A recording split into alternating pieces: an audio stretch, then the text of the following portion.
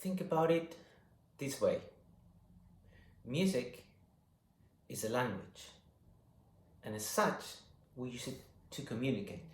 So what we're going to develop here is how to support your son or your daughter at home to use music or musical instruments to communicate with you, to discover himself or herself, and to go through self-discovery through interacting with others too, and also, of course, to develop independence.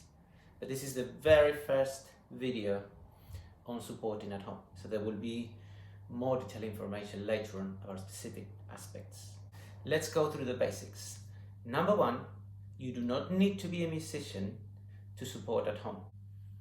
You also don't need to be a musician to introduce your son or your daughter to the world of music and musical instruments. Number two, very important, avoid expectations. Do not expect your son or daughter to do anything specific, anything in particular, even if the teacher has told you they're looking for this or they're looking for that. That's the job of the teacher, to find out what he or she wants later on, how he or she are going to get to that outcome with you. But when you are supporting at home, do not expect, and also during support sessions, when you're supporting, if you're supporting and you're having a lesson online and you're supporting on the other side, do not expect your son or daughter to do anything. Instead of expecting, embrace any response, any kind of response, any kind of engagement with the instrument, with the singing, with the moving. Number three, final one, very important.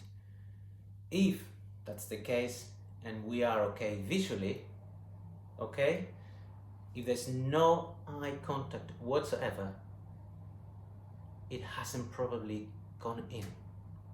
I know we do music, I know it's all about the auditory, about the ears, but make sure he or she is looking to his or her hand, the instrument, not just listening. That's very, very important.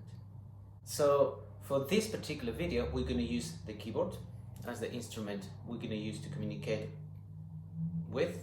So let's cover what the keyboard is about.